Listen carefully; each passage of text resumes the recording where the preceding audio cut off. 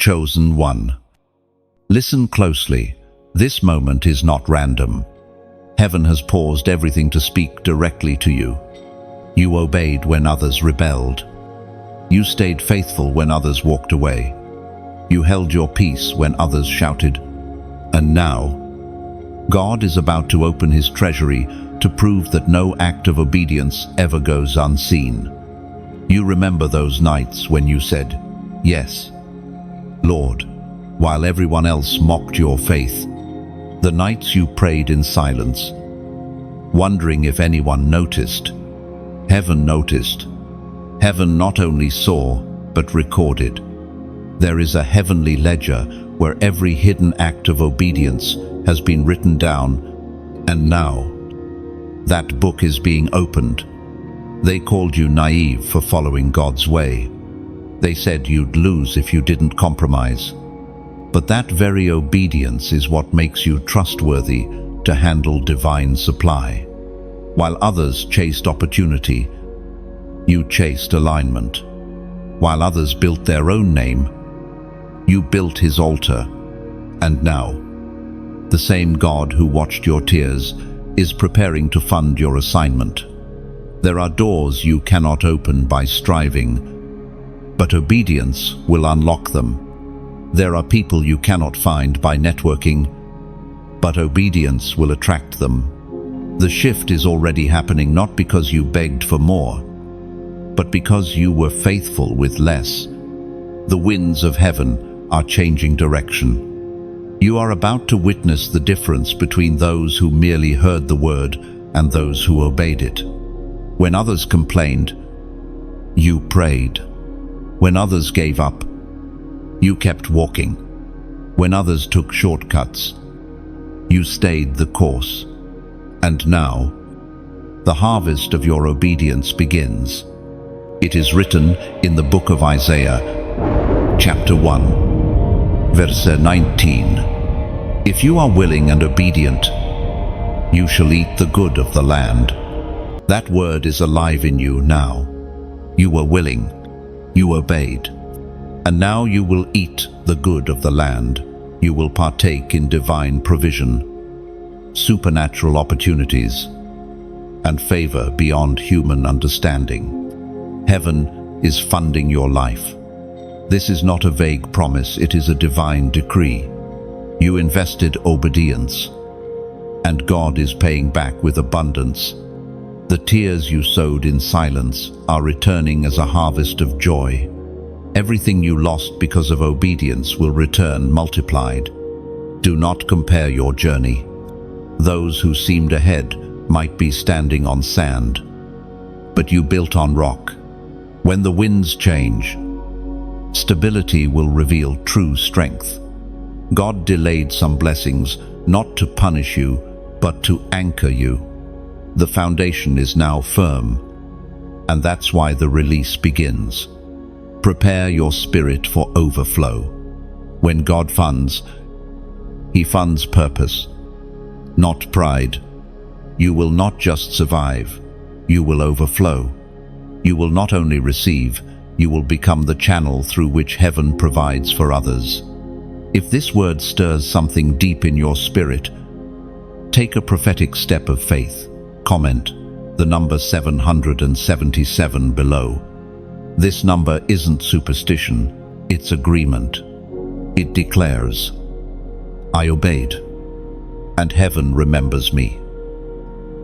And share this message with someone who's been questioning whether obedience still matters. Remind them, heaven still rewards. And if you haven't already, subscribe to stay connected to this flow of revelation. Each message carries fresh oil for those walking the narrow path. You obeyed when others didn't. Now, God himself is funding your life. The shift has begun. Provision is locating you. What once was withheld is being released. Every act of faith you sowed in silence is now producing visible fruit before men. Angels are moving with assignment papers, bearing your name. Doors long shut will open without struggle. This is divine funding. not by labor, but by obedience. Expect resources, allies, and strength from directions you never imagined. Heaven's economy recognizes your yes and rewards it in supernatural ways that logic cannot explain. Stand firm and stay pure. The increase coming is sacred. It carries purpose. God funds not indulgence but impact, and you are His trusted steward of abundance. Rejoice. Chosen one, the drought is over. The supply is flowing. What you carried in obedience will now sustain nations. This is your confirmation. God is funding your life. The heavens are aligning for your unveiling. Every delay is turning into divine display. The God who watched you in secret is about to reward you openly before witnesses. Provision is not coming from predictable places. It's descending from unexpected realms. Heaven's treasury recognizes your obedience and now releases overflow to fulfill your divine assignment. Walk boldly into this funded future. Every resource has been appointed, every connection divinely arranged. Your obedience unlocked a covenant flow. Nothing can stop what God has begun. You entered a season few understood. The isolation was not punishment, it was preparation. While others moved in crowds, you walked alone. Not because you were forgotten, but because you were being refined. God separated you from noise so you could learn the sound of His whisper. When the phone stopped ringing, it wasn't rejection, it was redirection. He pulled you away from the familiar so He could reveal what was eternal. In the silence, your heart wrestled. You questioned if obedience had left you stranded. You watched others rise while you seemed buried. Yet heaven whispered, "This burial is not your end, it's your planting. Every root must grow underground before fruit appears." God hid you to strengthen what He was about to build through you. You learned in that solitude that not all absence is loss. Some people left because their presence would have polluted your process. You were meant to grow in a different soil. You were meant to be purified in the quiet furnace where no eyes could see and no applause could reach. God stripped away your dependency on noise so that your discernment could sharpen, your faith could deepen, and your vision could clear. The truth is, isolation was the mercy of God. He didn't want your anointing contaminated by opinions. He didn't want your faith to be borrowed from someone else's voice. So He shut doors. Not to punish you, but to train you. He let misunderstandings form around you so that you'd stop trying to prove your worth and start resting in His approval. It was in that lonely place that obedience became more than action. It became identity. You didn't obey because you hoped for reward. You obeyed because you loved Him. And that kind of love cannot be manufactured in comfort. It must be tested in silence. You found yourself learning how to stand when no one stood with you, how to sing when no one was listening, how to trust when there was no sign. Every lonely meal, every quiet night, every prayer whispered into stillness was building spiritual muscle. The world saw withdrawal, but heaven saw warfare. You were being armed for a calling that demanded solitude before it could release strength. Even the tears you shed were shaping your authority. The Lord's pattern has never changed. He hides His chosen ones before He presents them. Moses found it in the desert. David learned it in the fields. Joseph lived it in a prison. And now, you've lived it too. Isolation is where God teaches intimacy. It's where He silences the competing voices so that His becomes the only one that matters. The Spirit of God says, "You have been in the secret place, and I have seen your surrender. while others displayed their gifts. I developed your character. While others sought platforms, I built your foundation. What you called delay was divine calibration. You were not losing time, you were being aligned with time. In that hidden season, heaven rewrote your desires. You began to crave purity over popularity, depth over exposure, and truth over validation. You started realizing that what God gives in private is far more powerful than what people applaud in public. That revelation is why He can now trust you with visibility you won't trade His voice for theirs. You see, the isolation was not empty space, it was sacred ground. God used it to detox your spirit from the addiction to comparison. He taught you to be content with His presence alone. You stopped chasing affirmation and started chasing alignment.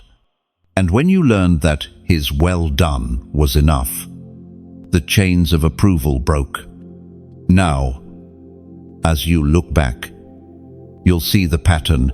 Every no that hurt was a yes to destiny. Every door that closed protected you from premature exposure. Every delay was heaven's way of shaping your endurance.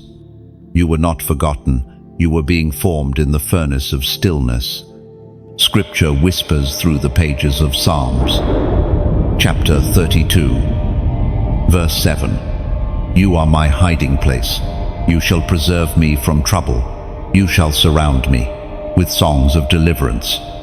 That verse was not theory for you. It became life. You lived in that hiding place. You learned that preservation often feels like isolation. When God hides you, it's not to erase you, it's to preserve what He's planting in you. Now, you carry something different weight. Not noise, authority. Not popularity. The loneliness that once felt like punishment has turned into the birthplace of strength. You can discern motives without bitterness. You can move without needing applause. You've learned that the anointing increases in silence, not spotlight. So, take heart. The isolation season was heaven's investment in your stability. The same God who hid you is now revealing you, not for fame, but for function. You will emerge not as a survivor of solitude, but as a steward of stillness, one who can hear God clearly in any crowd. Hidden faithfulness, the kind no one claps for, the kind no one posts about, is the very faith that heaven rewards. You didn't obey for recognition. You obeyed because conviction burned too deep to ignore. When no one saw your effort, God did. When no one thanked you, angels recorded it. The reward for hidden obedience is never silence forever. It's recognition at the appointed time. There are two kinds of obedience, the kind that seeks approval and the kind that springs from love. The first fades when applause ends, but the second builds altars that last for eternity. You have chosen the second path. That is why heaven is now preparing public evidence of your private faithfulness. The same God who watched your secret sacrifices is now ready to reward you openly. The world measures obedience by outcome, but heaven measures it by intention. You gave when it hurt, forgave when it cut deep, and served when you had nothing left. These moments did not vanish into the air. They became spiritual currency in the kingdom's economy. Every yes you whispered became a brick in the foundation of your next season. Heaven never forgets faithfulness. Your hidden work was not lost in the background of others' noise. It became incense rising before the throne. Each act of obedience was a seed of remembrance. And the field of your faith is now ripe for harvest. God saw you choose integrity when compromise seemed easier. He watched you stay pure when temptation promised quick comfort. That's why this moment isn't random. It's the beginning of divine repayment. You passed tests that others ignored. You remained loyal when others shifted. You built character when others built clout. The Spirit whispers now, because you honored me in obscurity, I will honor you in visibility. This is heaven's pattern. God rewards what the world overlooks. He delights in blessing those who kept serving when no one was looking, those who gave quietly while others advertised loudly. We find in the book of Matthew, chapter 6, verse 4, "Then your Father, who sees what is done in secret, will reward you openly." That verse is unfolding in your life. The secrecy of yesterday is becoming the stage of today. You didn't lose ground while hidden, you gained roots. What others thought was stillness was strength being built. You are stepping into visibility, not by ambition, but by divine appointment. Hidden faithfulness trains the heart for harvest. You learn to remain steadfast without validation. You discovered that true obedience is its own reward, long before any outward blessing appears. That's why the favor coming next will not distort your character. It will magnify your devotion. There's a holy principle at work. What you do unseen determines what God can trust you with in the seen. The reason the breakthrough delayed was to ensure your motives were pure. Now the testing is complete. Heaven can release what it once restrained. Expect restoration without striving. Expect doors to open without you knocking. The divine audit is complete. Your faithfulness has balanced heaven's ledger. You will receive opportunities you never chased, and favor that cannot be explained by effort alone. Remember, this isn't a call to pride. The reward isn't to inflate your ego, but to expand your influence. You were faithful with little. Now, God can trust you with much. As you read this, take a moment to affirm your alignment with heaven. Comment, "I remain faithful." Write it as a declaration, not a phrase. When you type those 3 words, you send a signal into the atmosphere, reminding both heaven and hell that your loyalty is not conditional. It's a statement that says, "My faith is not for sale. My obedience is not up for negotiation." When you comment these words, you participate in a prophetic act. You publicly align your spirit with the truth that faithfulness is never wasted. You're saying, "I obeyed in the dark, and I will see light again." God's eyes have never left you. The secret labor, the quiet tears, the unrecognized generosity, all of it has reached heaven. Now, the one who sees in secret is stepping into your story with visible proof. The season of unveiling has begun, and heaven is setting the stage for your testimony. What was private will become public proof that obedience was never wasted. Every unseen moment will echo with divine purpose and undeniable glory. This unveiling is not mere recognition, it's commissioning. God is not just rewarding you, He is releasing you. The same hands that built altars in silence will now build nations in strength.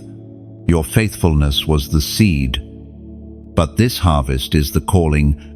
The fire came, but it did not destroy you.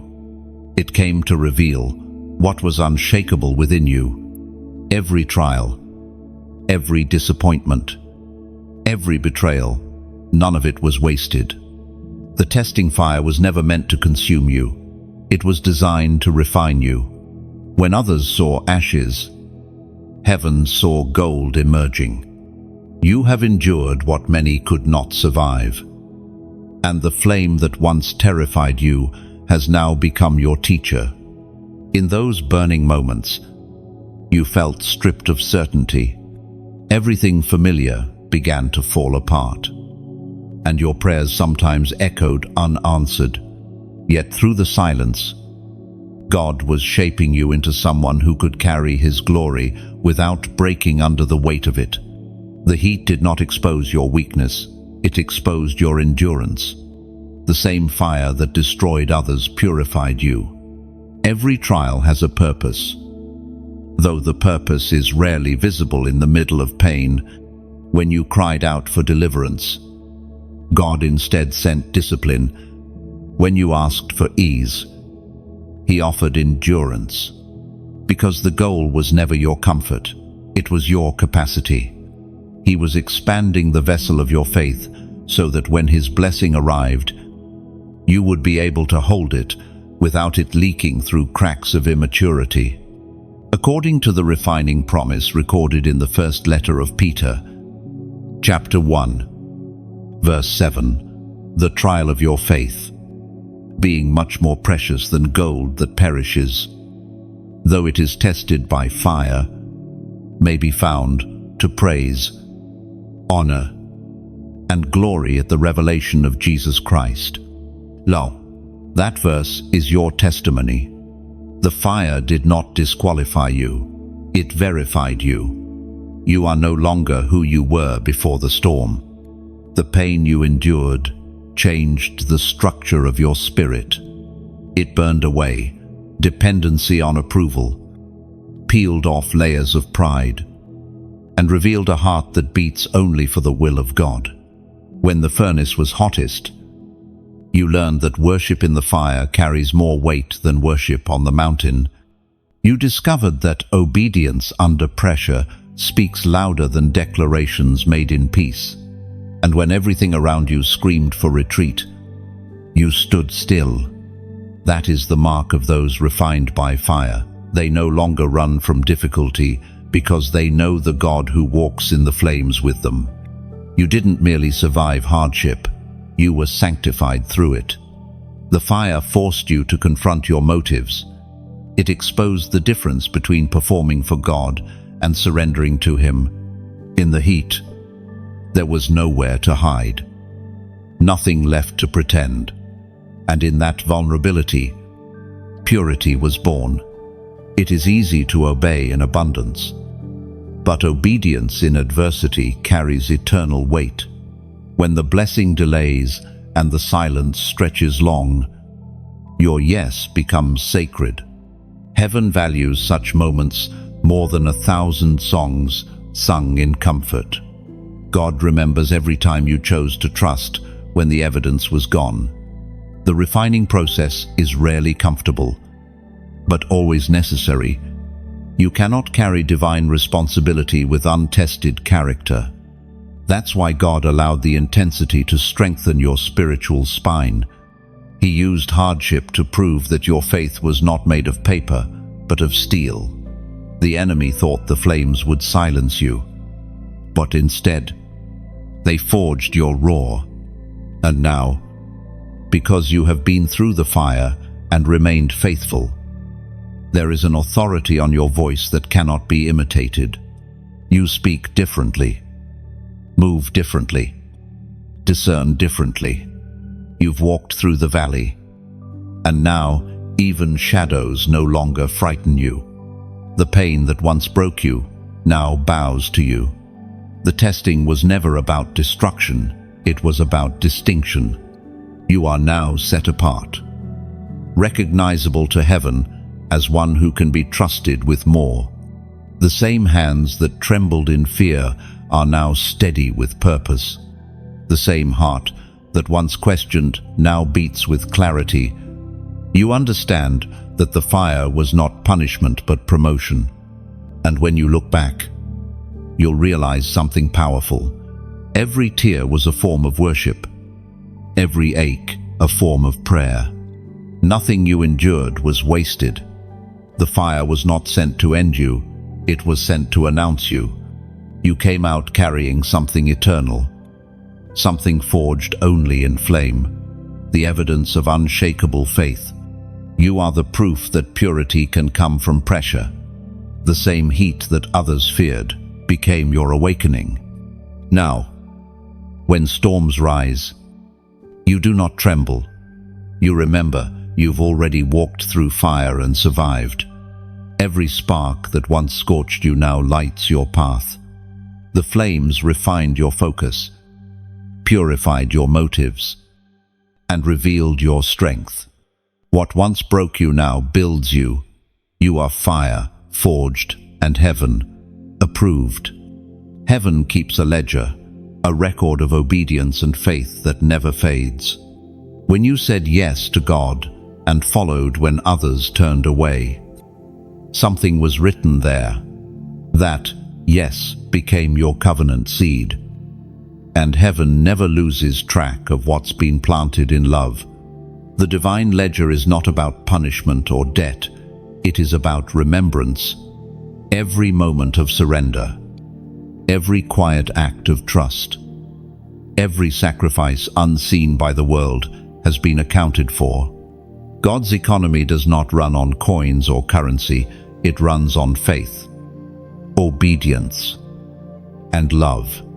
When you gave your time to serve, when you forgave instead of fighting back, when you prayed for those who hurt you, heaven marked it.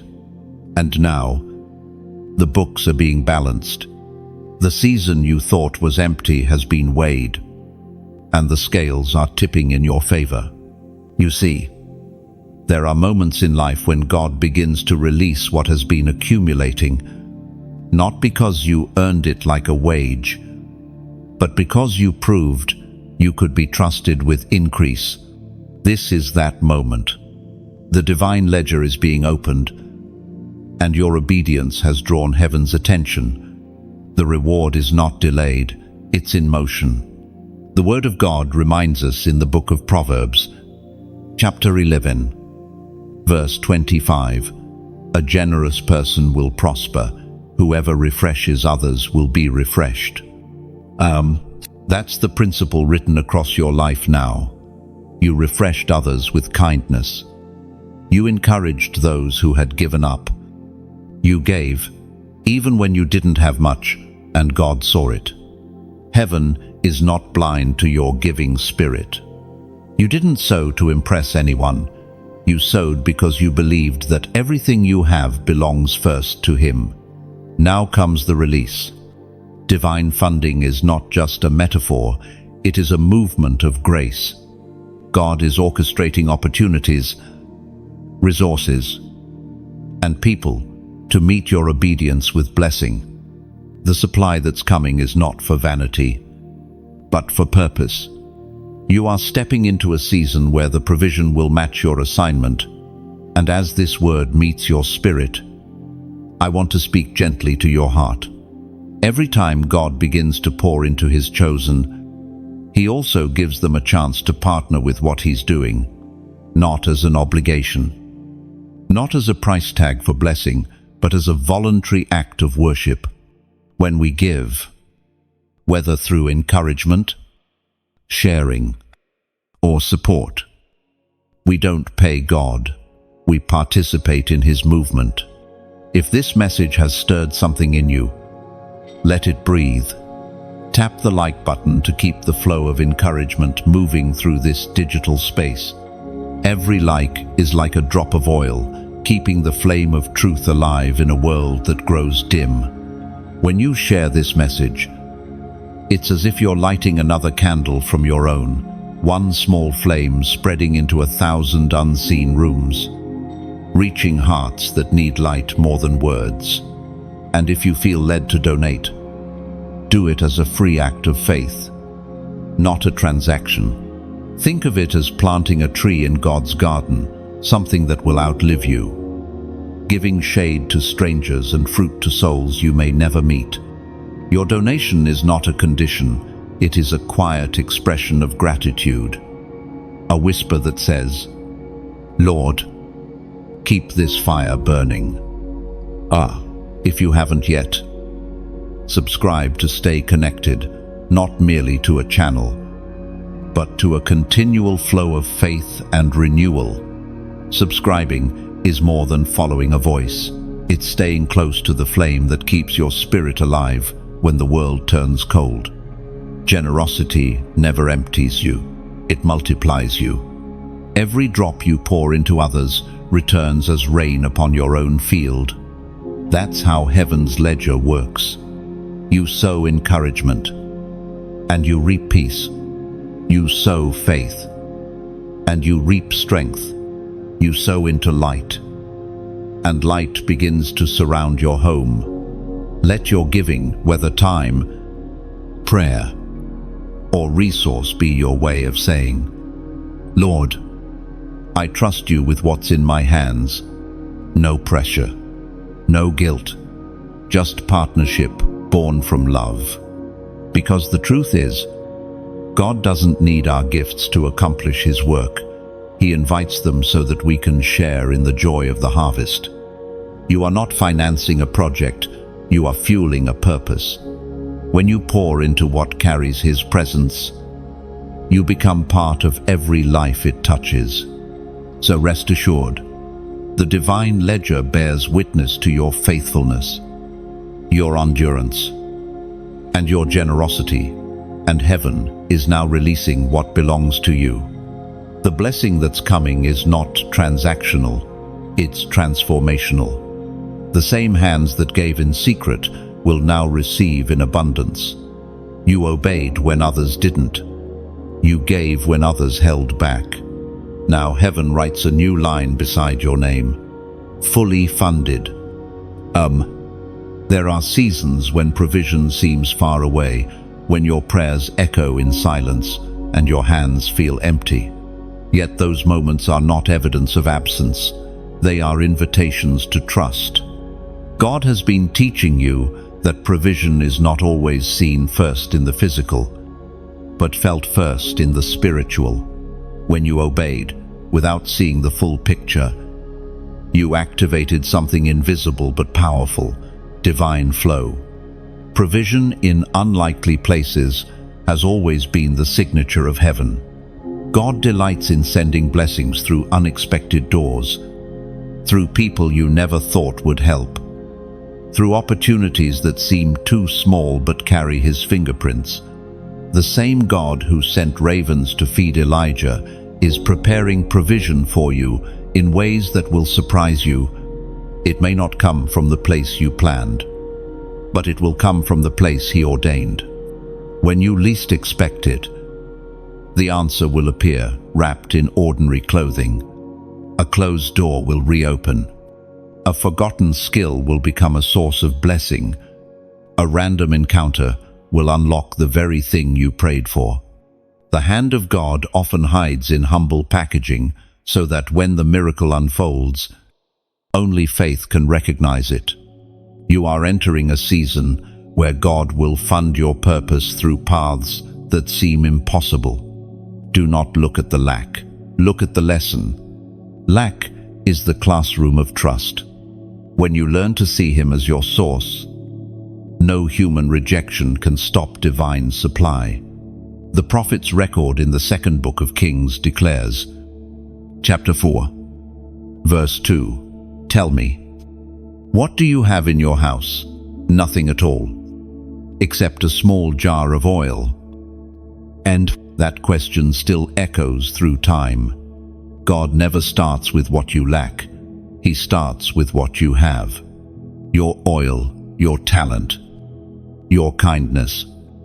Your persistence may seem small, but in divine hands, it multiplies. What seems insignificant becomes sacred when surrendered. The widow had only a jar, yet it funded her freedom. The same grace rests on you. God is breathing on your little so it can become more than enough. Do not despise your small beginnings. They are sparks of a divine outpouring. In this moment, heaven is realigning what belongs to you. Resources you once lost track of are being recalled. Ideas you thought were forgotten are awakening. What seemed wasted is returning with interest. The ground that once resisted your seed will now respond to your voice. God will use what others overlook. a closed deal, a delayed opportunity. A door that didn't open. Each of these was part of his choreography, what you call detour. Heaven calls direction. What you thought was lost was being prepared for perfect timing. Divine funding rarely comes the same way twice. It keeps you dependent, not disparity, humble, not hopeless. Every time you reach the edge of not enough, he shows you his river has no limit. The oil will not stop flowing as long as your heart remains surrendered. Look around. Your unlikely places are becoming wells. Where there was resistance, there will be response. Where there was silence, there will be supply. You will soon testify that the same ground that once drained you has begun to yield fruit. Now, as a prophetic act of agreement, declare your faith with a simple symbol. Comment the number 555 below. This is not superstition. It's a prophetic sign of grace in transition. 5 is the number of grace, and its repetition speaks of multiplied mercy and divine completion. By typing it, you're saying, I believe provision is finding me. When you type that number, you're not performing a ritual, you're making a prophetic agreement. 555 is a visual reminder that grace is multiplying over you. Every unseen act of divine compassion and every unexpected blessing is converging now. It represents your movement from surviving to being sustained, from waiting to walking in fulfillment. As your fingers press those digits, imagine planting 3 seeds into sacred soil. The first stands for gratitude, thanking God for what's done.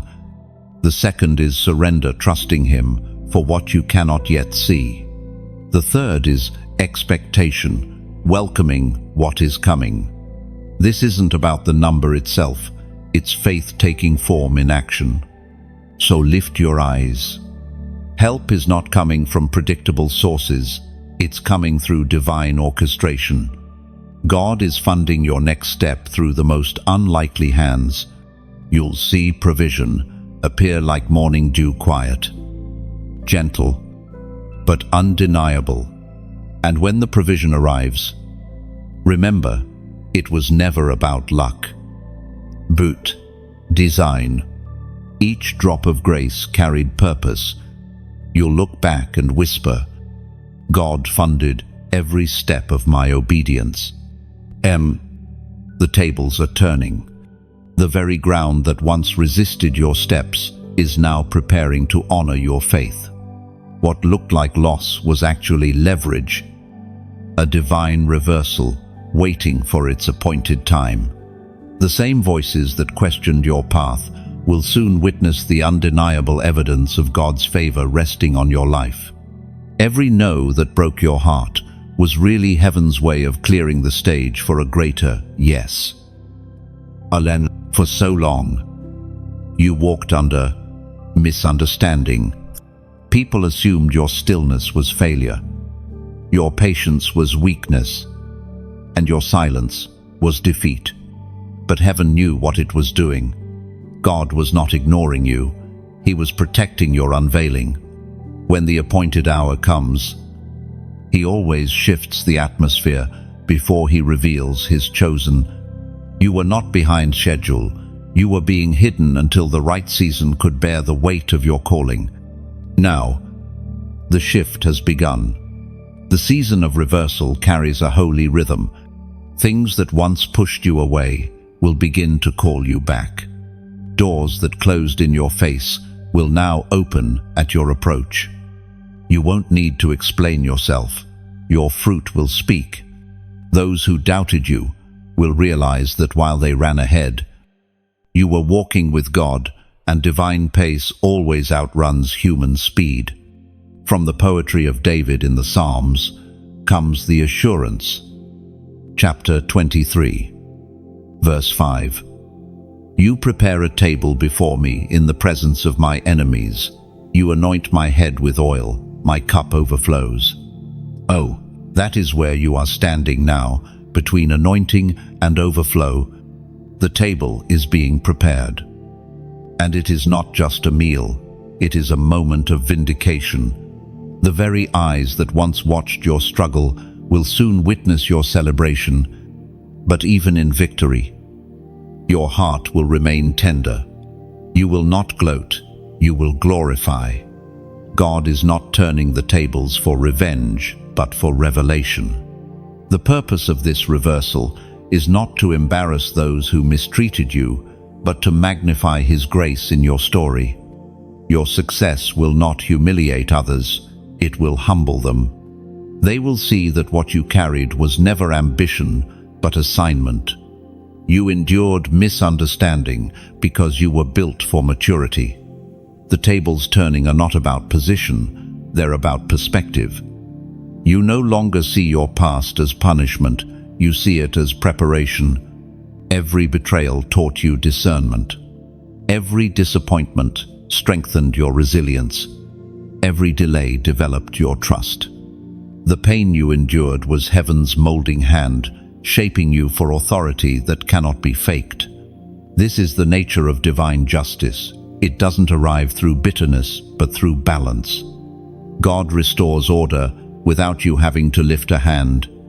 What you sowed in tears, He now multiplies in joy. The harvest is not revenge, it's reward.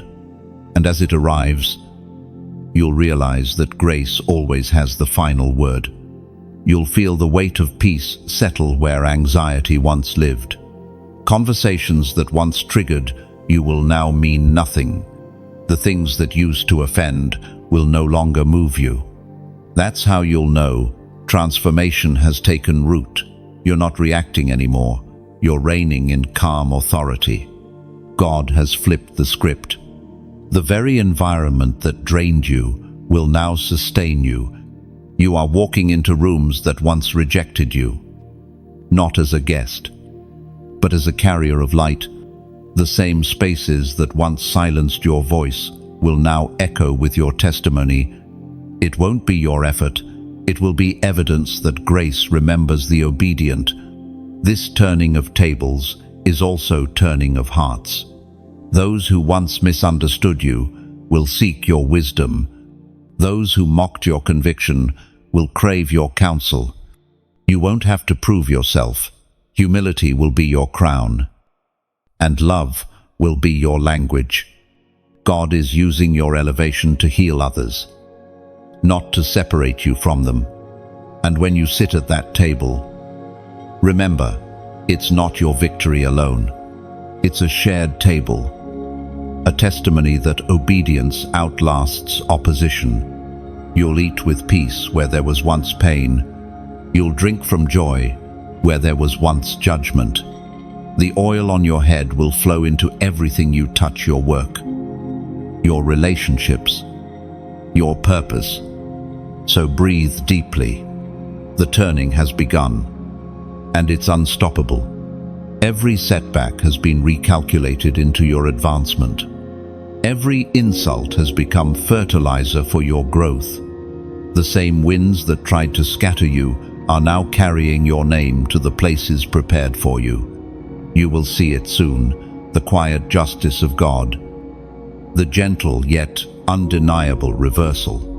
Not loud, not vengeful, but sovereign. The table is being set, and heaven is watching as grace fills your cup until it overflows. There is a moment when obedience matures into stewardship. It happens quietly, almost without announcement. When God decides that your consistency has proven your capacity, you have passed through fire, walked through isolation, and remained faithful in hiddenness. Now heaven begins to hand you keys, spiritual and practical authority to manage what was once beyond your reach. This is the mantle of management, and it carries both privilege and responsibility. To be trusted with divine resources is not the reward of luck, but the result of endurance. God does not release abundance into careless hands. He measures integrity before he multiplies influence. That is why you had to wait. Why? He tested your motives. Why he withheld what you thought you were ready for. He needed to know that when the weight of blessing came, it would not crush your humility. The Word of God reminds us in the Gospel of Luke, chapter 16, verse 10, "Whoever can be trusted with very little can also be trusted with much." Oh, that is the standard of heaven. The mantle of management is never about control, it is about care. It means carrying God's heart in everything you handle. You are not the owner, you are the overseer of what belongs to Him. Every resource, every connection, every opportunity is sacred. When you view it this way, nothing feels ordinary anymore.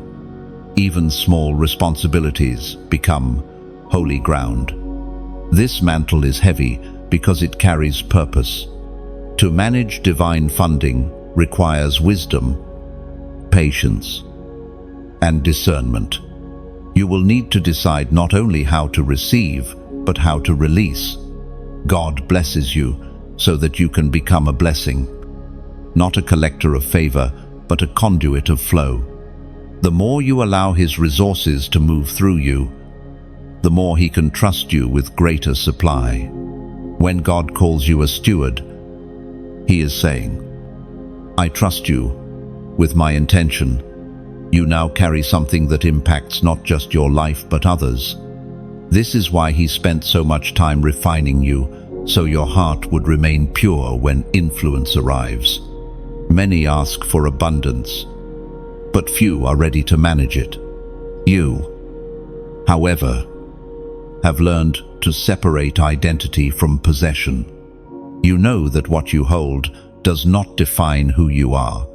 It reveals who God is through you. This new season demands balance. Stewardship is both a privilege and a test.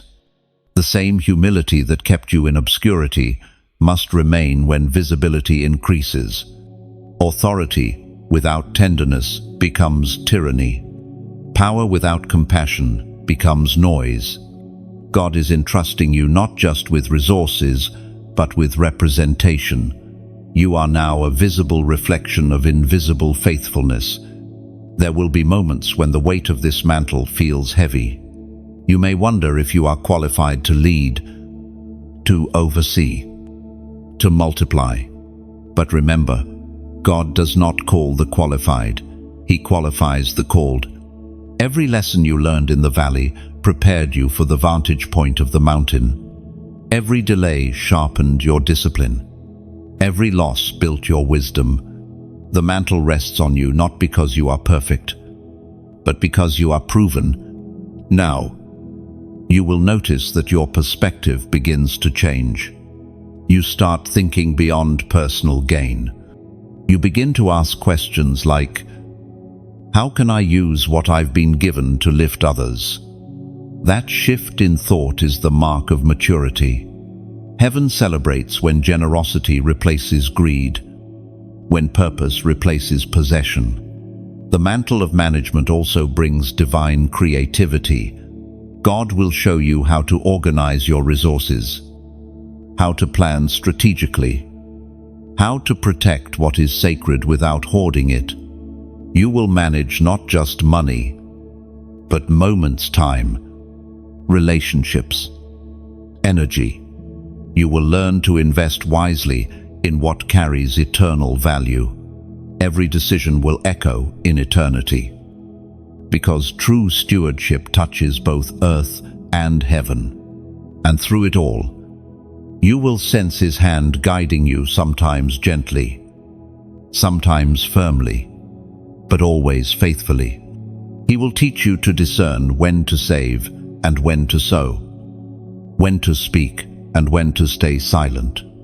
This is not just management, it is mentorship from the Spirit Himself. As the mantle settles, peace follows. There is a quiet confidence that comes when you realize you are no longer striving to prove your worth. You are simply walking in trust. You no longer chase blessing, you channel it. You no longer fear loss. You understand that what flows from obedience can never truly run out. So, walk with grace. You are carrying the weight of promise fulfilled, not as a burden, but as a responsibility wrapped in favor. You have been found faithful in little, and now you are entrusted with much. Heaven has crowned you with stewardship, and through your hands, the kingdom will advance with excellence. There comes a moment when heaven's abundance overtakes human limitation. You have walked through seasons of lack, endured the testing of trust, and held your peace through delay. Now, the clouds are full, and divine rain begins to pour. What was once drought is now overflow. The financial outpouring of heaven is not a fantasy, it is the fulfillment of faithfulness. This is not the kind of provision that fades or fluctuates with the world's economy. It is the kind that defies circumstance, while others worry about decline. You will rise in divine supply. You are part of a different system, the economy of obedience, where giving does not subtract and surrender, multiplies.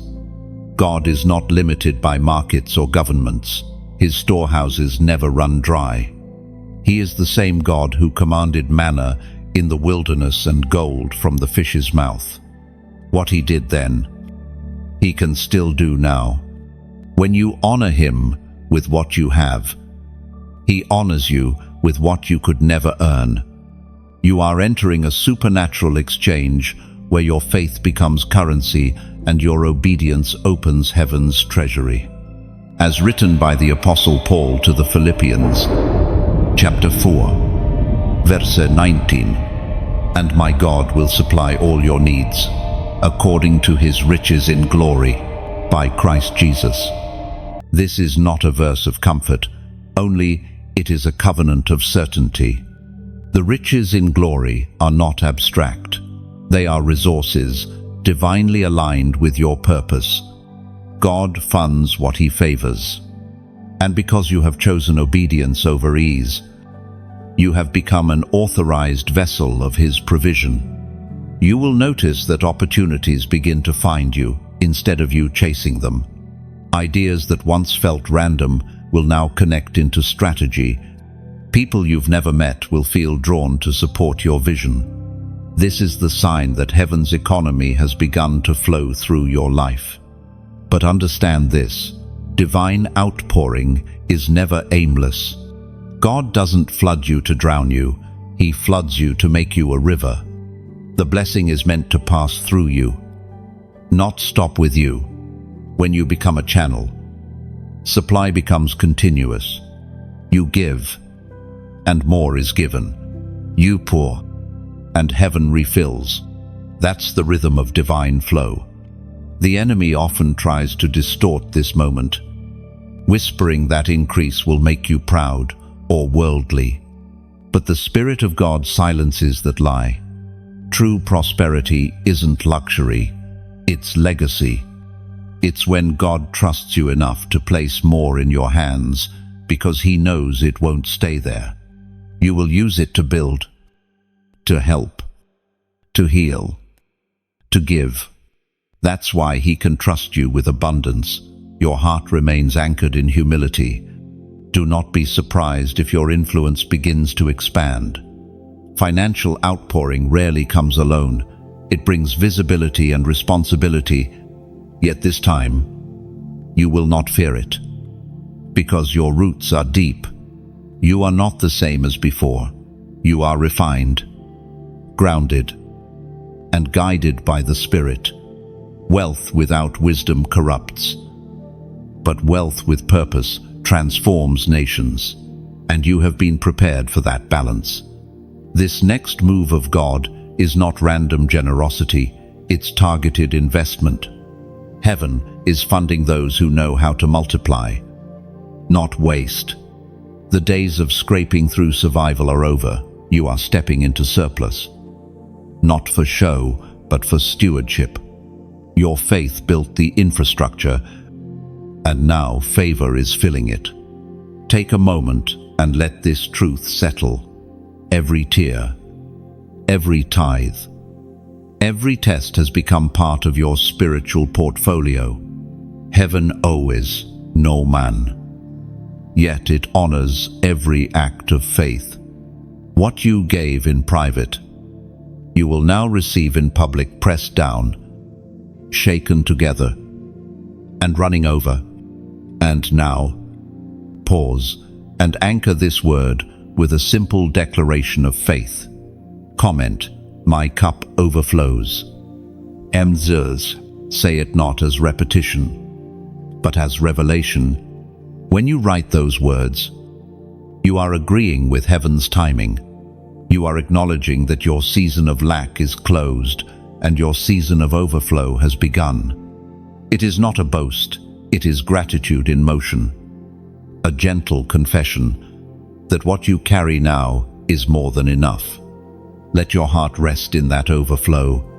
It's not chaos, it's clarity. It's not random, it's revelation. You have stepped into a financial outpouring that doesn't just meet needs, it manifests destiny. What's flowing toward you now carries divine assignment. It's funding more than your life. It's fueling your calling. Overflow doesn't always arrive as money. It can come as ideas, opportunities, or people.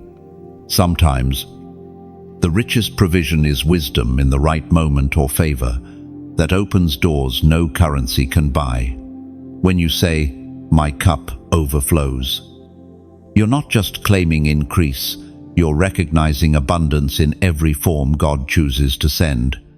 There is a sound rising in the spirit, the quiet transfer of wealth from the hands of the unjust to the obedient. It does not come with fanfare, nor with noise.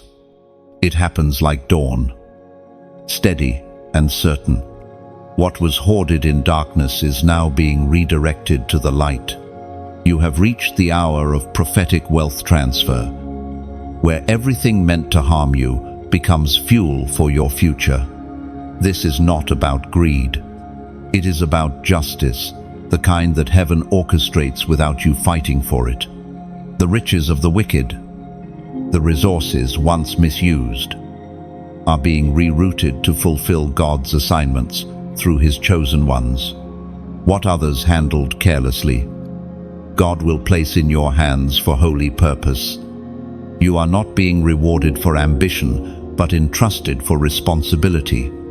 The ancient voice of Solomon still echoes in Proverbs, chapter 13, verse 22. The wealth of the sinner is stored up for the righteous. You are standing at the edge of that promise. The transfer is not merely about finances, it is about restoration of order. God is returning resources to righteous stewardship into hands that build altars, not idols. When the righteous rise, they do not consume, they construct. That is what sets you apart. But understand this, the moment wealth begins to flow, temptation always follows. Not temptation of sin, but temptation of self. When your hands fill with abundance, remember that they were first trained by emptiness. The drought you endured taught you how to manage rain. What you receive now is not for display but for distribution. As you walk in this transfer, humility must remain your anchor. You will be entrusted with more than you prayed for, but you will hold it lightly. The true beauty of blessing is not in possession, it's in purpose. To keep it pure, your heart must stay open. What you release freely will never stop flowing. You are becoming a vessel of divine economy, a living river through which heaven resources the earth. The purpose of overflow is movement, not storage. Water that stagnates begins to stink. Water that flows stays fresh. The same is true for provision. If you hold it, it withers. If you release it, it multiplies. And as you listen to this, if your heart feels stirred, take a breath and reflect. There are many ways to keep the river flowing. You can like this message that single act is like tossing a pebble into the current, sending ripples of encouragement to places unseen. Each ripple reminds another weary soul that obedience still matters. When you share this message, imagine lighting a lantern in the dark and hanging it on a hill.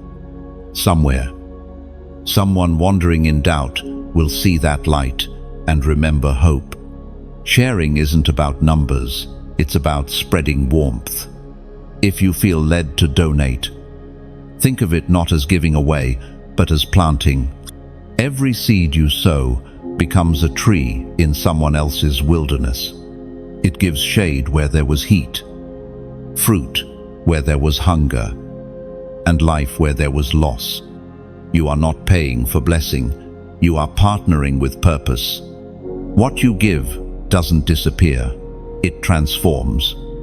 And if you haven't yet, subscribe, not for algorithms or alerts, but as a way of staying near the stream.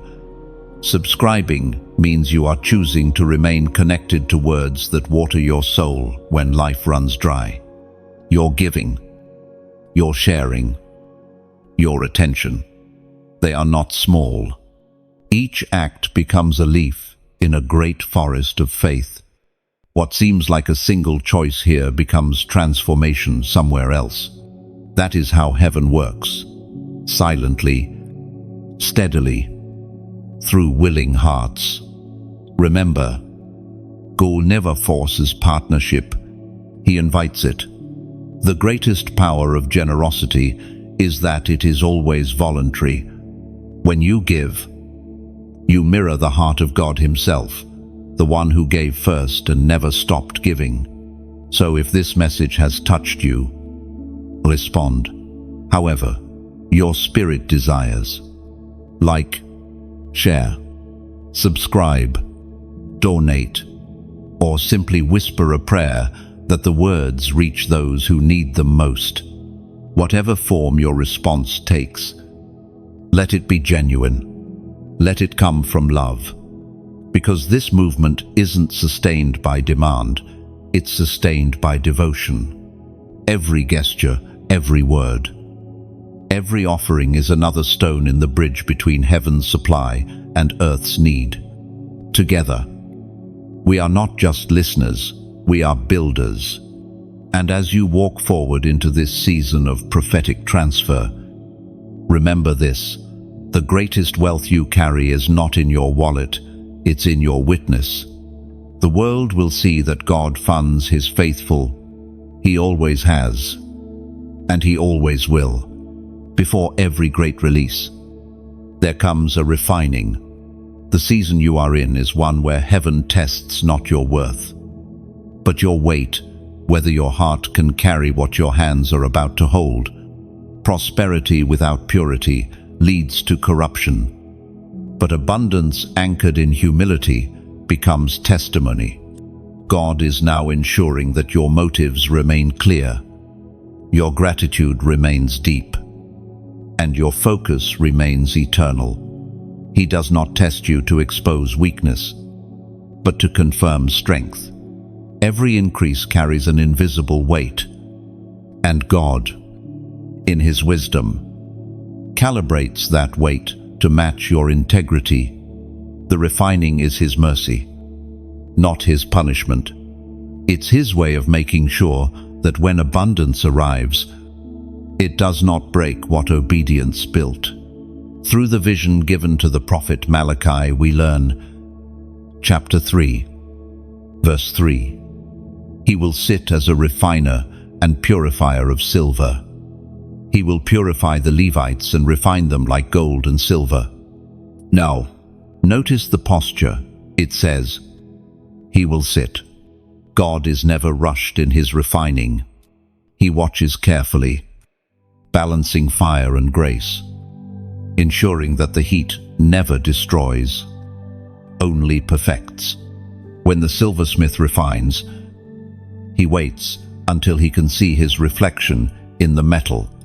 That is what God is doing with you. The fire continues only until His image appears in your heart. Refining happens in silence.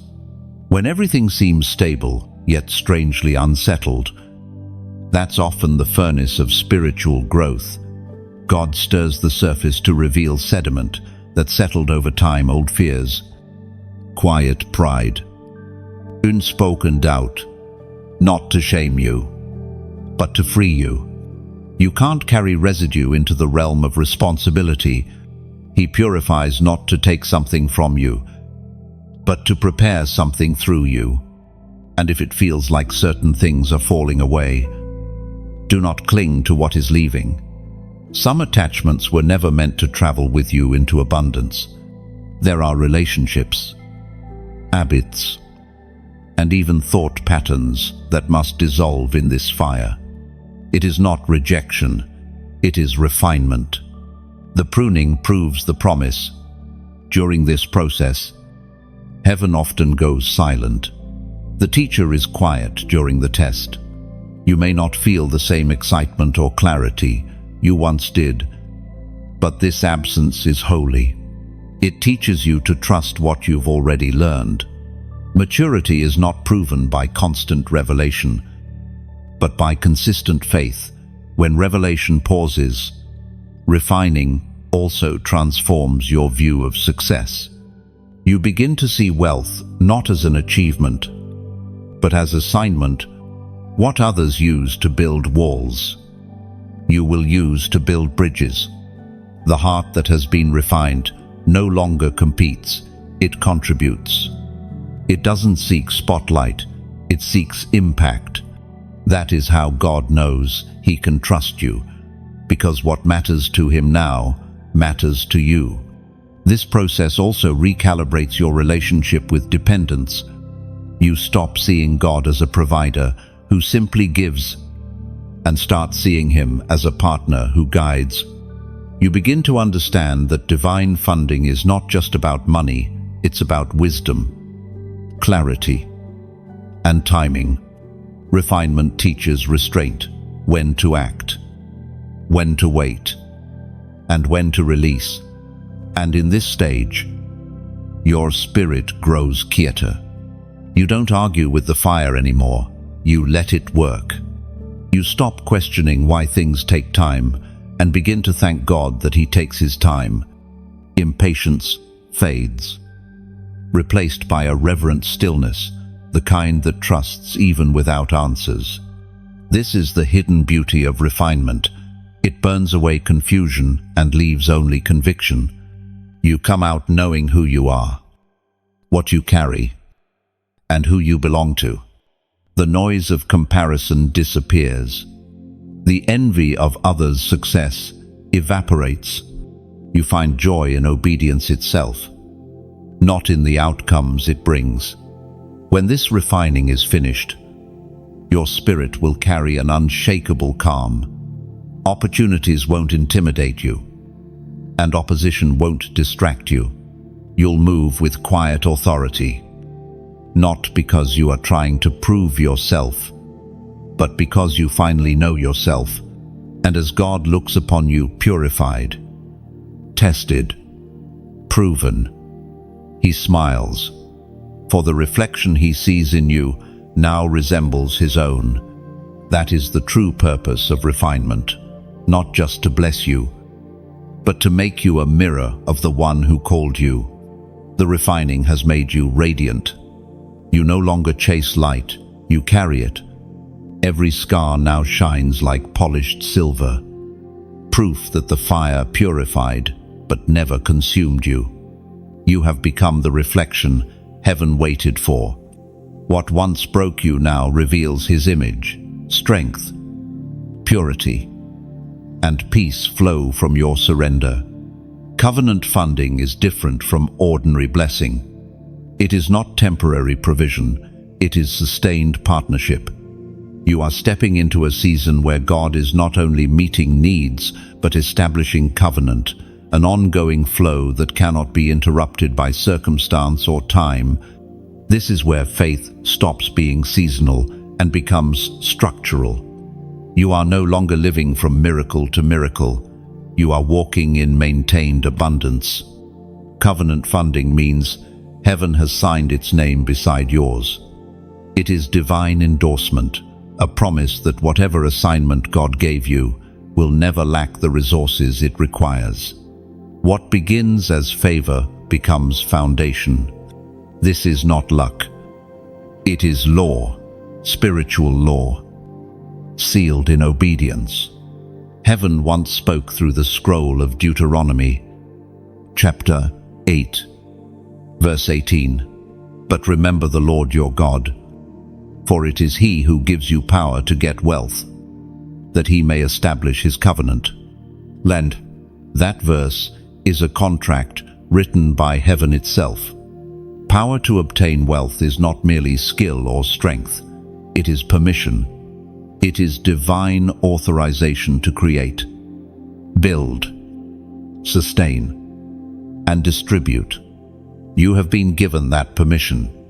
The evidence is already showing. Ideas coming alive, relationships aligning, opportunities forming. These are not coincidences, they are confirmations of covenant. Covenant funding doesn't operate by logic, it operates by loyalty. It's not about how qualified you are, but how committed you remain. God provides not for those who perform perfectly, but for those who persevere faithfully. When He finds a consistent heart, He establishes consistent provision. Think of covenant as a river, not a reservoir stores. A river flows. God never called you to hold everything for yourself, but to allow resources to move through you. Every time you release what He gives, you make space for more to come. That's why covenant flow never runs dry. The more you pour, the more He fills. This funding will not be limited to money. It will manifest as favor, wisdom, endurance, and divine partnerships. You will meet people who feel like answered prayers. Doors will open because heaven whispered your name in the right ears. You will walk into rooms that once felt too great for you and realize you were prepared for them all along. Covenant also carries protection. What God funds, He defends. You don't need to fear loss because covenant wealth doesn't operate under the world's instability. Even in times of shaking, your stream remains steady. You will see others scramble for security while you rest in stability. That peace will become your greatest proof of divine provision. But remember, covenant always requires remembrance. Never forget the source. Gratitude is the gatekeeper of grace. When the increase comes, keep your posture low. When the river rises, let humility be your anchor. The same God who filled your hands when they were empty expects you to keep those hands open when they are full. And when you see others struggling, don't boast, build. Build bridges for them. Speak life into them. Share what you've learned. Covenant funding is generational. It is meant to flow through you, not stop with you. What you sow in faith today will sustain those who come after you. That is how legacy is written, not with words, but with obedience that outlives your years. Now, as this truth settles in your spirit, take a moment to affirm it publicly. Comment the number 444 below. This number represents divine stability, 4 corners, 4 winds, 4 foundations of the earth. By typing it, you're declaring that your covenant with God is stable, rooted, and unshakable. When you comment 444, you are not invoking luck. you are responding in faith. It's a statement that says, "My source is secure." Each 4 symbolizes a layer of grounding faith: obedience, generosity, and peace. These are the 4 pillars that uphold covenant prosperity. As you type it, you're building that structure in your own life. Think of it like driving a stake into the ground after a storm, marking the land as claimed. 444 is your reminder that what God has funded cannot be stolen. It declares, "I will not fear fluctuation, because my foundation is fixed." Heaven responds to that alignment. Angels move at the signal of agreement. Your faith, once again, becomes the language heaven understands. Covenant funding is heaven's yes to your still willing. So walk boldly. The streams are opening wider. The resources coming to you are not unstable, they are structured. You are now living under divine order, not financial anxiety. The same hand that began the work will sustain it. Covenant funding means you are not chasing blessing. Blessing is chasing you, finding you faithful, finding you ready, finding you rooted. You will become a living sign that God funds His own assignments completely and continuously. And from this day forward, your story will carry a new rhythm: provision without panic, favor without striving, flow without fear. Every divine assignment eventually attracts divine allies. God never calls a person without preparing people to walk beside them.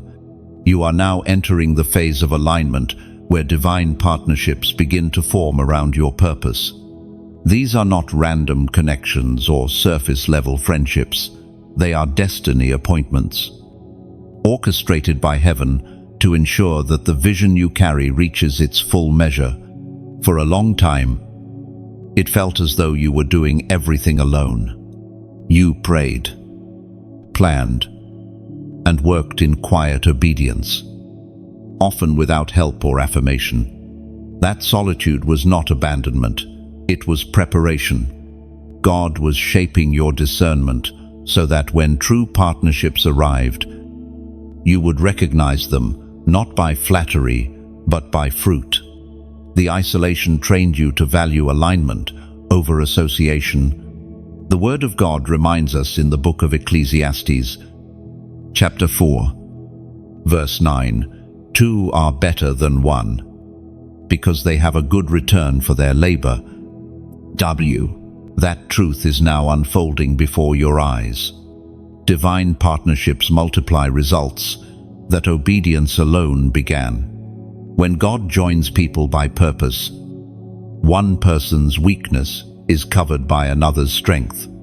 You will begin to see this in your life: a convergence of callings, a joining of hands for a cause greater than any single dream. These partnerships may appear unexpectedly. Some will come quietly, without fanfare, as ordinary people carrying extraordinary grace. Others may return from your past, transformed, ready to serve in the same mission they once misunderstood. Every connection in this season will have meaning, even the brief ones. Some will teach, some will build, some will simply pray. But each is a vital thread in the fabric of your destiny. Be mindful not to judge new connections by appearance. Heaven often hides treasure in unlikely packaging. A helper may not look influential in the world's eyes, yet they carry the exact wisdom or resource your journey requires. Learn to listen beyond words, to sense who carries peace when they speak. That peace is the signature of divine partnership. Partnerships built by God do not drain, they strengthen. They don't compete, they complement. You will know you've met the right ones because peace will replace pressure. You won't have to force understanding or prove your value. They will see it. They will speak your language without rehearsal, because they were trained by heaven to understand your assignment. But this alignment is not one-sided. Just as others will bless you, you are called to bless them. True partnership is never parasitic, it's symbiotic. You are not just receiving help, you are becoming help. God is weaving together a network of light, each life strengthening another. What once felt like isolated fires scattered across distance will soon merge into a single flame, bright enough to guide others home. There will be divine tests within these partnerships too, not to break them, but to build them. Misunderstandings may arise, but they will refine rather than divide.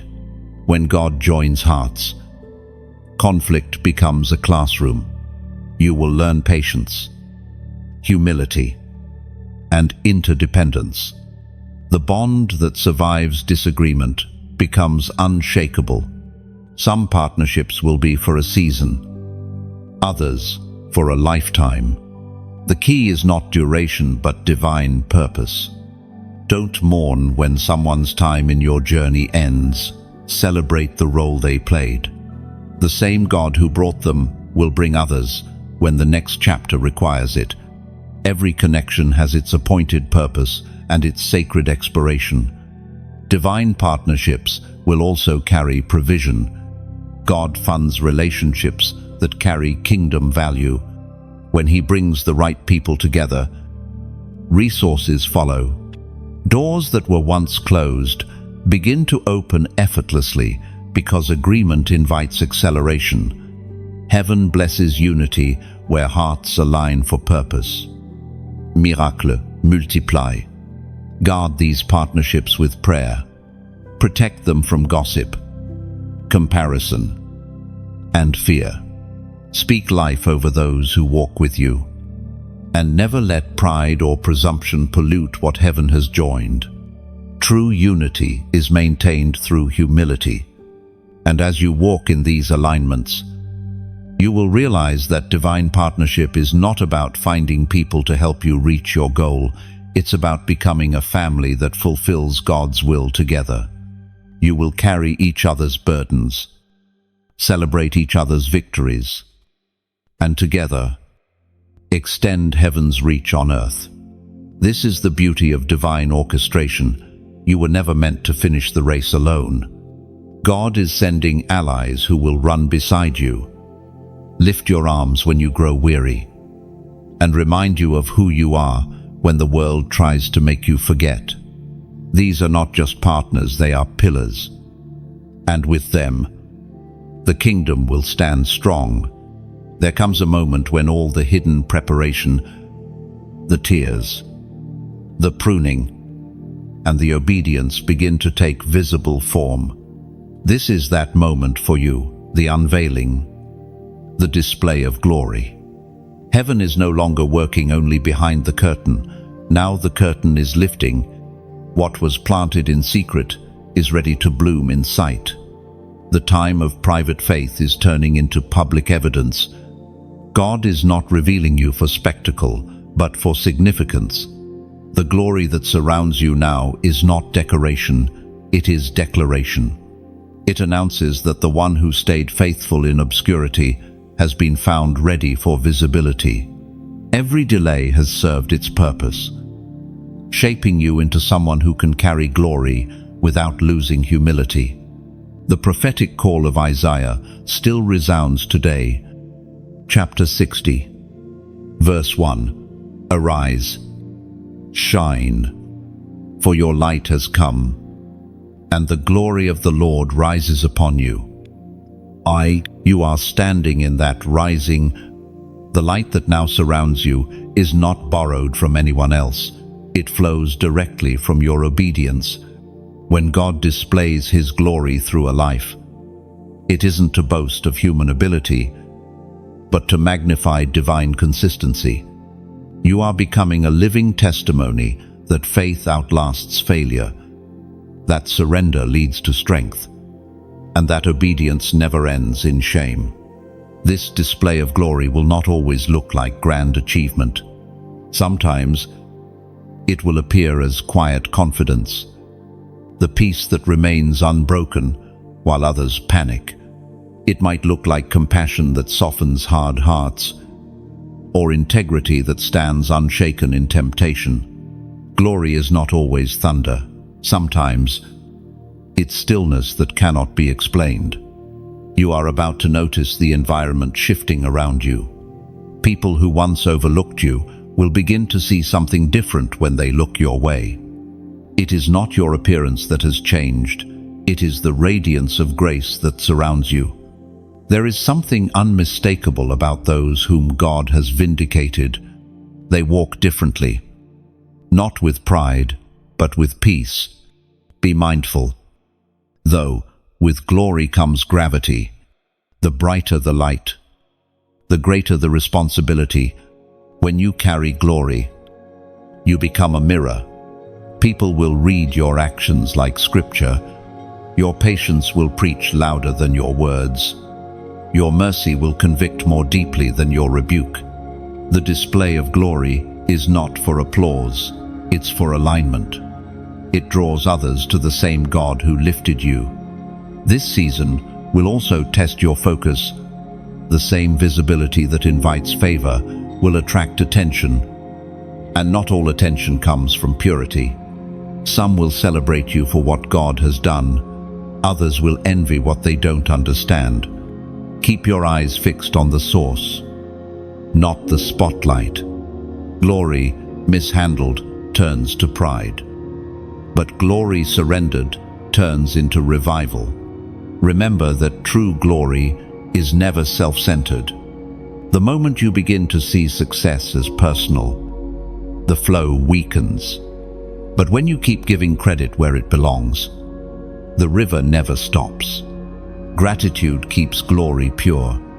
Each victory is an altar, not a throne. Each accomplishment is a chance to point upward, not inward. The display of glory will also draw those who are broken. They will come not because you are flawless, but because they sense healing in your presence. You carry atmosphere now, peace that calms, joy that restores, and wisdom that guides. Wherever you go, light follows, not because you try, but because you have become one with it. Do not underestimate the quiet influence you now hold. You may not preach from platforms or hold titles, yet your life will preach louder than any sermon. The same light that delivered you will use you to deliver others.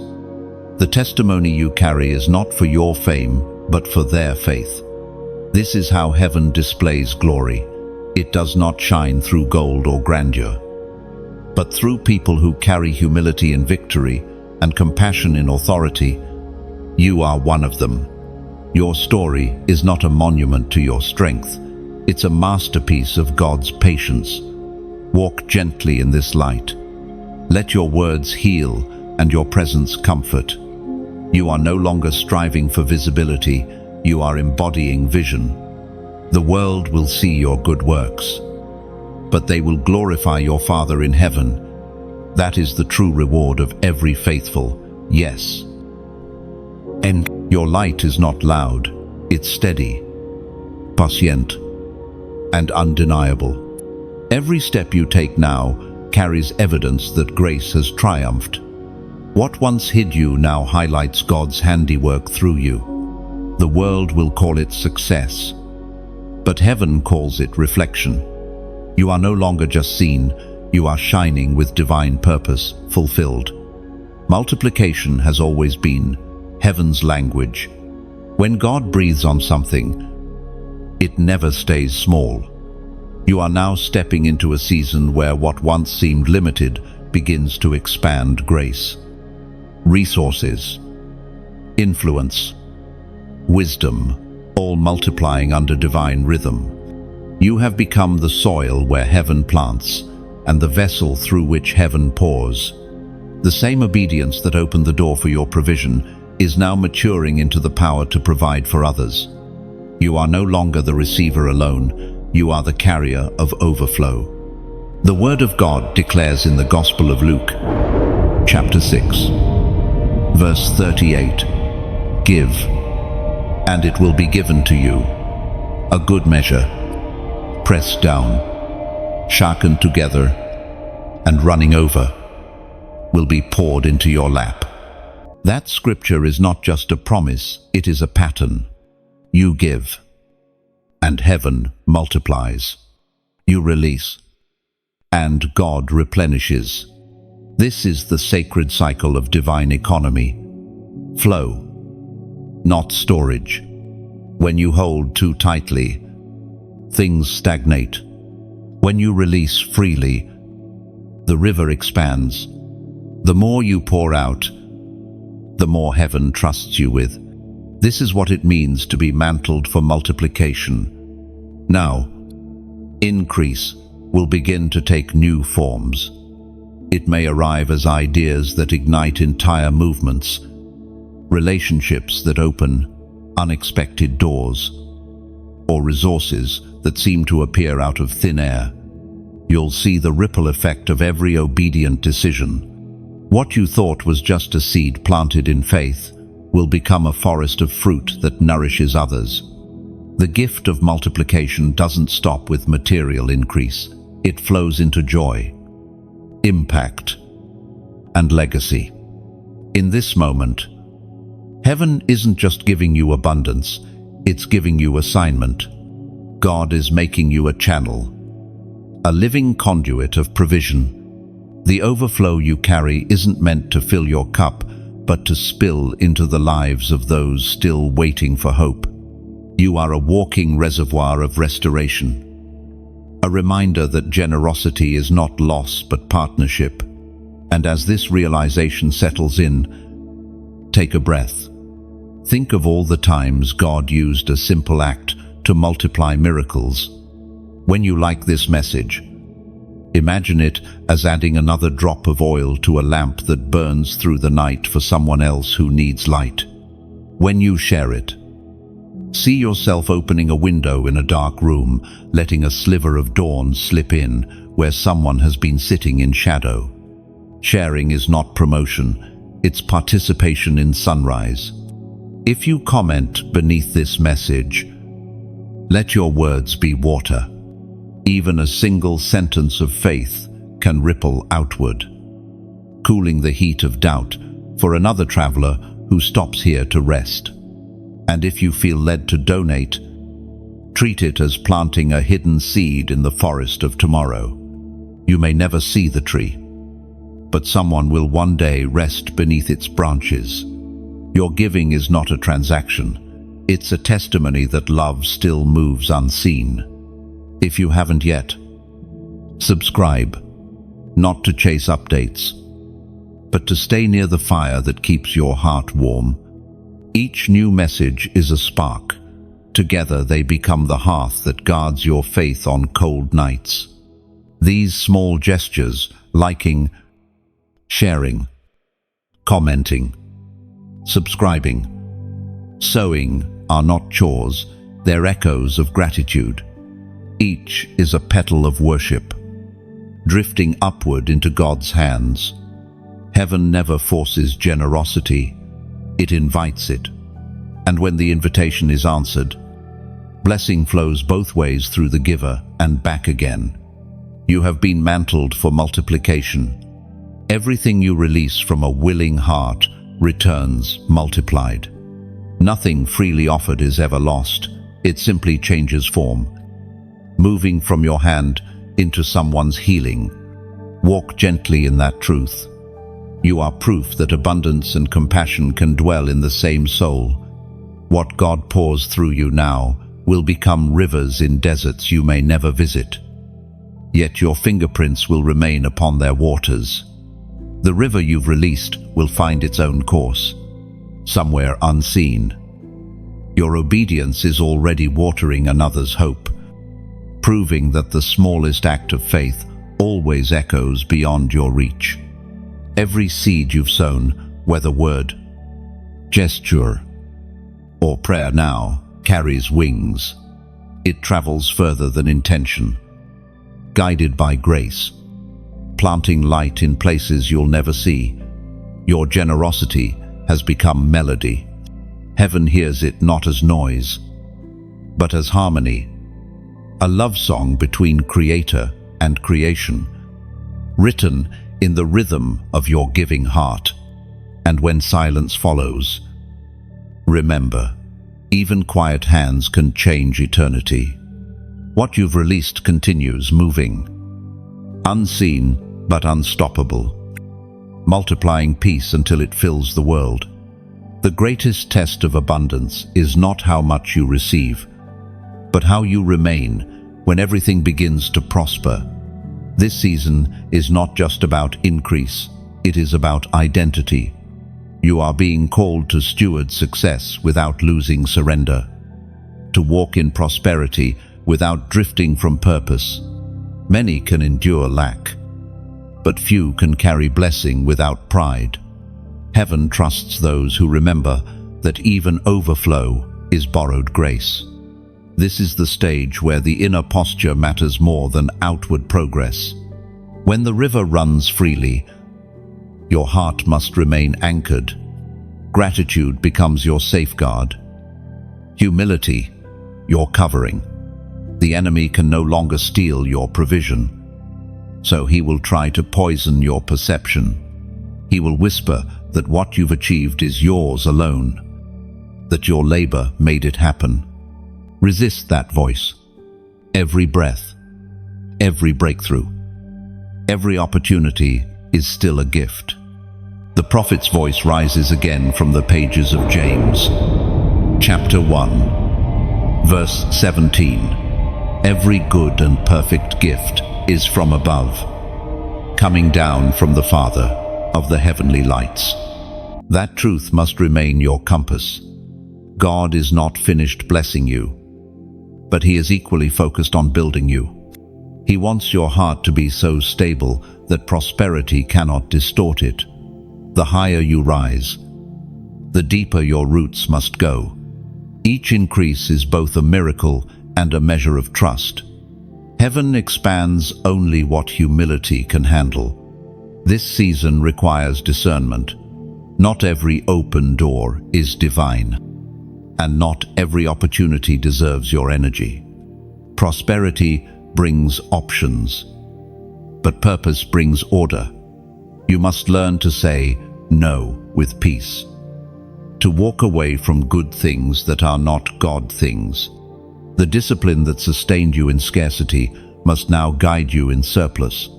Abundance without boundaries becomes a snare. Be alert to subtle distractions disguised as advancement. Sometimes, too many blessings can drown your focus. Keep the stillness you learned in the valley. It will protect you on the mountain. Make room in your days for quiet, for gratitude, for prayer. Success does not require noise, it requires nurture. Protect your peace as fiercely as you once pursued provision. God has not brought you this far to overwhelm you, but to prove that you can carry weight without wavering. The same hands that held on through storms must now remain open in sunlight. Stay soft in spirit, even when life becomes loud with reward. Remember, humility is not thinking less of yourself, it is thinking of yourself less. It is knowing that you are chosen, yet still a servant. In this stage, you will also begin to notice that your influence extends quietly. You may not realize it, but others are watching your example, learning what prosperity looks like with purity. They will study how you treat people, how you speak about your success, how you handle those who once doubted you. This, too, is ministry. Without a sermon, your life will preach stewardship and sincerity. There will be moments when you feel tension between rest and responsibility. Prosperity can make you busier, but don't let it make you barren. Do not mistake activity for fruitfulness. The vineyard God gave you now requires pruning even in abundance. Growth must remain guided. You will need to guard against exhaustion disguised as excellence. And when challenges arise within success, and they will do not panic, new levels bring new lessons. The same faith that carried you through drought will teach you to manage rain. Every stage has its own stretching. If scarcity taught you trust, abundance will teach you wisdom. Both are holy classrooms. Your character remains heaven's greatest concern. God delights in your progress, but desires your purity even more. He rejoices in your impact, but protects your integrity with equal care. Every time pride tries to rise, humility will remind you who you are and whose you are. You are not a product of fortune, but of faithfulness. As you walk deeper into this abundant season, keep your heart quiet enough to hear heaven's gentle voice. Success does not end your dependence, it amplifies it. Each blessing still requires His breath to sustain it. The moment you stop listening, overflow begins to dry. But when gratitude leads, the flow never ends. You are living proof that prosperity and purity can coexist, that grace and growth can hold hands, that success does not have to steal sincerity.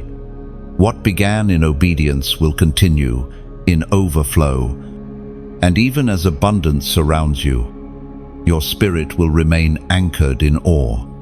You have become the example heaven intended, a life balanced between blessing and reverence. Each gain points upward. Each victory bows low. You walk in overflow without forgetting origin, shining with grace, yet rooted in gratitude. There is a stillness that comes after fulfillment, the holy silence that follows the storm. When everything you prayed for begins to settle into its rightful place, it is not the silence of emptiness, but of completion. You can finally breathe. The striving that once defined you has transformed into stability.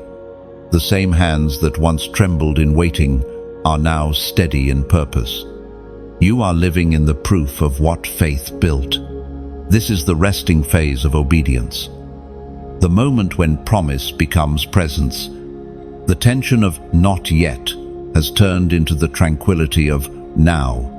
But even in this peace, heaven whispers a reminder. The journey was never just about arrival, it was about becoming. You are not merely standing in answered prayer, you have become the kind of person who can sustain it. Heaven's record closes with this timeless assurance from Psalms, chapter 37, verse 4. Delight yourself in the Lord, and He will give you the desires of your heart. That verse does not mean God simply hands over what you want. It means He shapes your desires until they mirror His bronze-end. The peace you feel now is not the absence of pursuit, it is the presence of alignment. Your desires and His design have become one. There was a time when you prayed for survival. Then came a season when you asked for supply. Now you are living in the overflow of both and realizing that true abundance is not having everything, but lacking nothing that truly matters. The contentment rising in you is the reward of trust, refined over time. Do not mistake this rest for retirement. The story continues. But the rhythm changes. You are no longer running from pressure. You are walking in purpose. The pace of grace is steady, and it sustains you. The same God who funded your beginnings will now secure your legacy. The river that carried you this far will not dry, it will deepen. This is the phase where peace itself becomes your power. You no longer need to convince or compete. The same calm that once comforted you in trial now commands respect in triumph. People will sense that peace before you speak. It is the fragrance of fulfillment. the quiet authority that only surrender can produce. You have become both testimony and teacher, not by title, but by truth. Those who once questioned your endurance will come seeking your insight, and you will not boast, because you will remember how fragile your strength once felt.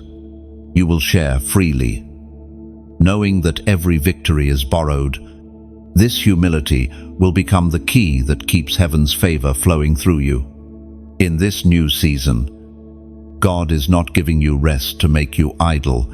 He is giving you rest to make you ready. Ready to mentor, to multiply, to model what grace looks like in maturity. The restless dreamer has become the refined doer. Your faith, once fragile, is now a framework others can stand upon. Even as blessings continue to increase, your joy will no longer depend on them. You have discovered the unshakable center contentment in communion with God, whether in plenty or in pause. Your heart remains full. The storms no longer threaten you. They remind you of how deeply you're rooted. You know now that peace is not the absence of challenge, but the assurance of presence. And so, the story ends not with an explosion, but with a sunrise, quiet, certain, continuous. The same light that began this journey still guides it. You were chosen, refined, and funded for such a time as this, not to boast of blessing, but to become a beacon of balance. Look at what obedience has built. It began with a whisper, became a walk, endured through the wilderness, and emerged as wonder. What once seemed impossible now stands as living proof that every yes given to God multiplies into legacy. This is your peace after the promise, your arrival after the refining, your stillness after the storm. Not the end, but the establishment, the beginning of a life fully aligned with heaven's flow. The silence around you now isn't empty, it's sacred. It's the sound of heaven resting, watching you stand in everything it once whispered over your life. Every breath carries gratitude. Every step feels lighter. You've become the living echo of answered prayer. Walking proof that faith finishes what it starts. And somewhere in eternity, heaven smiles because you didn't just reach the promise. You became it. Peace has replaced striving. Presence has replaced pursuit. If these words have walked beside you through this journey, pause and breathe. You've traveled through fire and favor, through silence and song, and now you stand whole, funded, chosen, complete. Yet this is not goodbye. It's the gentle turning of a page, the continuation of a story heaven is still writing through your life. If this message has spoken to you, let it echo. When you like it, think of it as placing another stone in the river so the current can reach farther. Your simple gesture might guide another soul who is still searching for direction. When you share it, imagine lifting a lantern and setting it on a hill, somewhere out there. Someone is waiting for a sign that hope still breathes. Your share becomes their spark. You may never see their face, but the light will find them. If you comment beneath this message, let your words carry life. A few sentences of faith can ripple across hearts you'll never meet. Your voice is part of this tapestry of testimony woven with others who dared to believe that obedience still changes everything. And if you feel led to donate, see it not as a transaction, but as planting. You're sowing into stories yet to unfold, into hearts that will one day stand where you stand now, restored, renewed, ready. Each gift becomes a drop of oil keeping this lamp burning for those still walking through night. if you haven't yet. Subscribe, not out of habit, but out of hunger to stay close to words that water your spirit when the world runs dry. Each new message will meet you where you are, reminding you that grace keeps flowing. Even when you pause, you are part of something larger now, a movement of light carried by willing hearts. Thank you for walking this path. Thank you for being proof that God still funds the faithful